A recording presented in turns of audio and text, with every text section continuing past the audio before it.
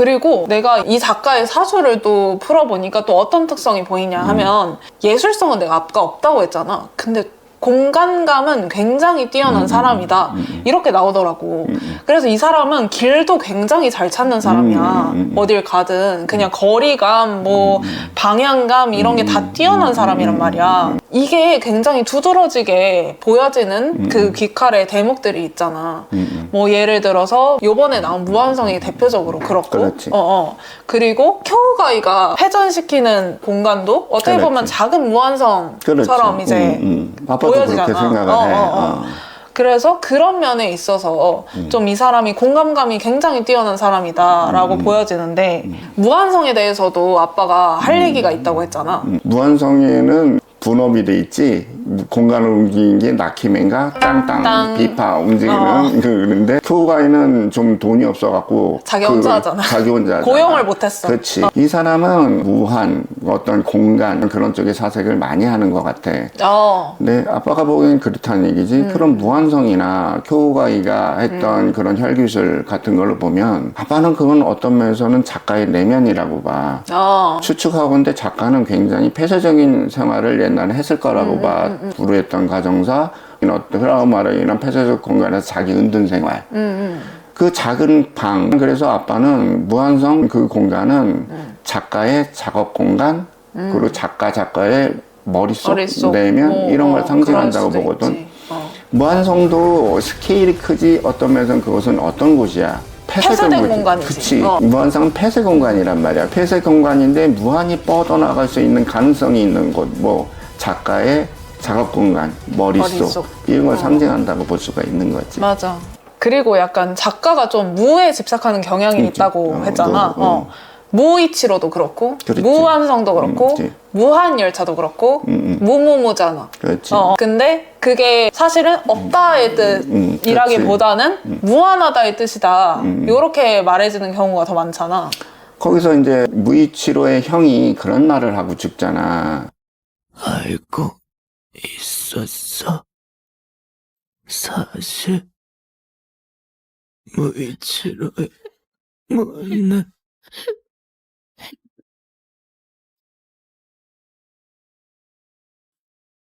무한의 무라는 걸.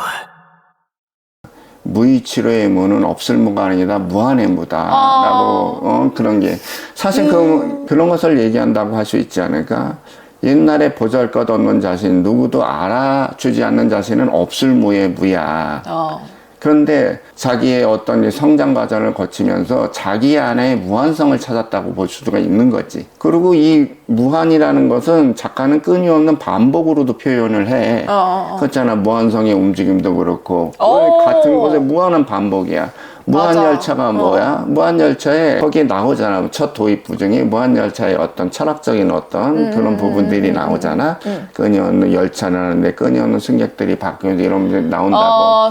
계속 그렇지. 가지만 그렇지. 승객들은 계속 바뀌는 그렇지. 그런. 작가의 얘기한 무한은 무한한 확장성이보다는 무한 반복에 가까운 어떤 세계관을 갖고 있지. 그리고 삶도 그렇게 보는 거야. 혈기와 귀살 때는 결국 뭐야? 계속 귀살 때는 계속 반복되면서 사람이 태어나고 그래서 그 공간에 오잖아.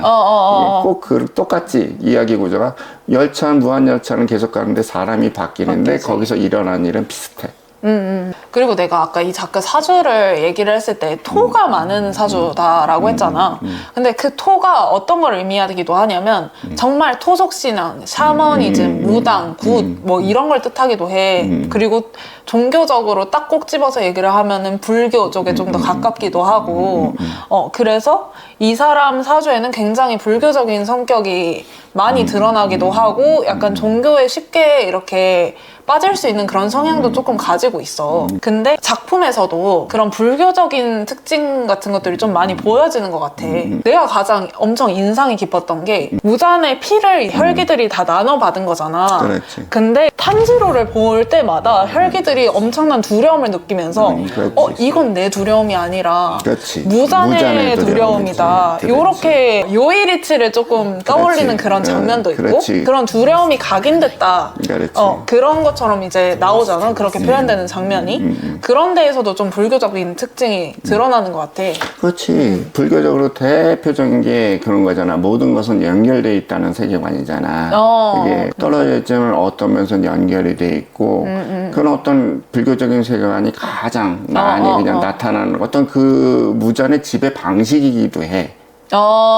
그리고 무잔이 합동 강화훈련 끝날 때쯤에 무잔이 우부야시키 저택으로 이제 찾아가잖아. 그래. 죽이기 위해서. 근데 거기서 무잔이랑 우부야시키가 이제 긴 대화를 좀 나눈단 말이야. 근데 거기에서 드러나는 약간 불교적인 세계관 같은 것도 사실 좀 많이 보여져. 그렇지. 거기에서 작가가 하고자 하는 말도 굉장히 많이 들어가 있다고 보여지고. 거기서 아빠가 굉장히 인상 깊은 대화가 그러지. 그렇게 얘기를 하잖아. 무잔한테 그 당주가 私は永遠が何か知っている。永遠というのは人の思いだ。人の思いこそが永遠であり不滅なんだよ。この1000年間鬼殺隊はなくならなかった。かわいそうな子供たちは大勢死んだが決してなくならなかった。その事実は今君がくだらないと言った人の思いが不滅であることを証明している。大切な人の命を理不尽に奪ったものを許さないという思いは永遠だ。私を殺したところで鬼殺隊は痛くも痒くもない。私自身はそれほど重要じゃないんだ。この人の思いとつながりが君には理解できないだろうね。なぜなら君たちは君が死ねば全ての鬼が滅ぶんだろう。 너는 네가 불멸인 줄 알지만 진짜 불멸은 그게 아니다. 불교에서는 전생을 인정을 하잖아. 그리고 수정이가 얘기하는 사주 명리학도 전생을 인정하지 않고는 불가능한 학문이기도 하고. 거기서 분명히 그런 얘기를 하잖아, 당주가. 나는 죽어도 나의 뒤에 오는 사람은 내 마음을 이용해서 계속 너를 위해 싸울 것이다. 그치. 그 마음을 영혼이라는 말로 바꿔도 전혀 이상하지 않지. 맞아. 그 대사에서. 이런 것들은 굉장히 불교적인 세계관에 투영돼 있다고 볼 수가 있는 거지. 그리고 한 가지 이제 얘기할 수는 있는 거지. 뭐냐면은 그거잖아. 당주가 죽으면서 누구한테 부탁을 해? 무전의 제거를. 제일 센 교매에게 얘한테 부탁을 하잖아. 그런 어떤 세계관이 그래도 좀 녹아있다고 볼 수 있는 장면이지. 그런 얘기를 하잖아. 다른 대원들은 나의 제안을 거절할 것이다. 그렇지만 너는 이걸 받아들이고 나는 너를 믿을 수 있다라고 얘기를 하잖아. 믿는 존재였잖아. 근데 그 교매이가 조금 불교 그거잖아. 너무 그래. 그거잖아. 거기에서도 진짜 직접적으로 불교적인 그런 요소가 좀 드러나. 굉장히 강력한 힘을 가진 주잖아. 맞아. 그렇지. 그 종교를 바라보고는 어떤 그런 게 잘 녹아들었다. 할 수 있는 장면이기도 하지. 그렇기도 하겠다. 자, 이제 얘기를 마무리해 보려고 하는데 고토케 코요하루라는 작가가 귀멸의 칼날에서 결국엔 어떤 얘기를 가장 많이 하고 싶었을까? 이 얘기를 같이 해봤으면 좋겠어. 이 귀멸의 칼날이라는 작품을 보면 이런 게 느껴져. 요즘 모든 다른 뭐 영화나 모든 분야에 나타난 특성인 선과 악의 구별이 없잖아. 선인과 악인의 구별이 없다는 뜻이지. 꼭 그거지. 악의 평범성. 2차 대전 이후에 많은 철학가들이 다른 대표적인 철학가 한나 아렌트 같은 작가이지만 누가 악인이 되고 누가 선인이 되는가 이 구분이 모호해지는 것이 어떤 묵직한 철학적 주제로 다가오잖아. 이것은 아주 단순하면서도 이런 이야기를 고민하게끔 하게 만드는 좋은 작품이라는 생각이 들어. 맞아. 자기의 삶의 고통에서 누구는 귀살대가 되고 누구는 혈기가 되고 뭐 단순한 뭐 이야기 구조는 인간한테 고통을 받으면 혈기가 되고 혈기한테 고통을 받으면 귀살대가 되잖아. 근데 둘의 공통점이 있지. 증오잖아.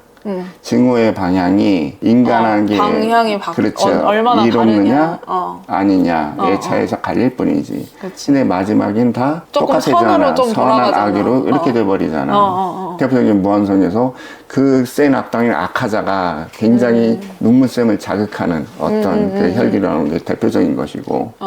그리고 나는 솔직히 여기 귀칼에서 그리는 좀 선에 대한 거 있잖아. 그걸 대표적으로 이제 탄지로로 많이 그리는데 그렇지. 나는 사실 솔직하게 얘기하면 너무 지독하게 선을 그리다 보니까 그렇죠. 어떤 면에 있어서는 조금 너무 큰 이질감을 느끼기도 했어. 탄지로의 무의식을 보여주는 장면 있잖아. 무한 열차에서 그렇지. 무의식을 보여주는데 무의식을 찍고 들어가는데 어쩜 그렇게 푸른 하늘과 어쩜 그렇게 푸른 바다가 깔려 있는 무의식일 수가 있을까? 이런 사람이 도대체 어디 있나? 이런 생각이 들 정도로 굉장히 극도로 그렇죠. 선함을 그리더라고. 그렇죠. 그래서 보면 보통은 어떤 면에서는 작가가 탄지로한테 자기의 어떤 분신처럼 만들 수도 있었을 텐데 맞아. 아빠가 보기에는 그거지. 탄지로는 하나의 이상적인 사람이야. 작가가 바라오는 저런 어떤 이상적인 선한 사람. 맞아. 그리고 그 이야기 주 스토리 전개는 단순하잖아. 결국 선함은 이긴다. 이런 말을 많이 하지. 남한테 한 좋은 일은 돌고 돌아서 자기한테 좋은 일이 된다. 그래서 라는 게 그거에 있어. 무이치로가 많이 영향을 받잖아. 그렇지. 거기서 무이치로가 많이 영향을 받지. 또 무이치로가 그러면서. 또 작가의 분신처럼 여겨지는 그렇지. 거고. 그렇기 때문에 탄지로는 하나의 이상적인 형이지. 저런 누구나 탄지로처럼 될 수 없지만은 저런 사람이 되도록 노력해야 된다. 그렇지. 그쪽을 향해 가야 된다. 그렇지. 그렇게 노력을 할 때 세상은 구원받을 수 있다. 라는 그치. 어떤 그 메시지를 전한다고 할 수가 있는 거지. 만약에 무잔이 와가지고 아빠한테 피해를 준대. 그러면 아빠는 피해를 받아서 혈기가 될 거야? 아니. 왜? 왜? 아니 무잔이 나쁜 놈이야. 왜 나쁜 놈이냐면 아니 말이 안 되지. 외모는 왜 지가 독점을 하냐 말이야. 외모? 그치. 멋있는 거 카리스마는 좋은 건 지가 다 갖고. 혈기로 만든 혈기들은 다 못생겼으니까? 그렇지. 아니 아빠는 딱 가면 그래도 상현을 시켜줘야지 되는데 상현 생긴 거 봐. 솔직히 좀 외모하면 그래도 도우마가 좀 있는데 완전히 그치. 이상한 해괴 또라이로 만들어 놓잖아. 카리스마 하나도 없고. 말이 나왔을까 하는 얘기인데 거기 코쿠시보 있잖아. 상현이 이렇게. 거기 눈이 여러 개 달린 이유를 여러 가지 예쁘다. 설이 있거든. 아빠는 이렇다고 봐. 코쿠시보를 만들어 놨더니 얘가 너무 잘생겼어. 그래서 눈을 엄청나게 그냥 달아놨다고 생각하거든. 징그러워. 그래. 상현이야 12개월들이 너무 못생겼어. 근데 자기만 그렇지. 무잔만 세련되고 맨날 자기만, 양복 입고 다니고 그렇지. 하얗고 아름다움을 독점했구만. 그렇지. 독점하고 그렇게 못생겨지긴 싫거든. 그러면은 오늘 촬영은 즐겁게 여기서 마무리를 해보도록 하고요. 시청해주신 분들 정말 감사하고 저희 채널 구독, 좋아요 눌러주시면 감사하겠습니다. 감사합니다. 안녕히 계세요. 안녕.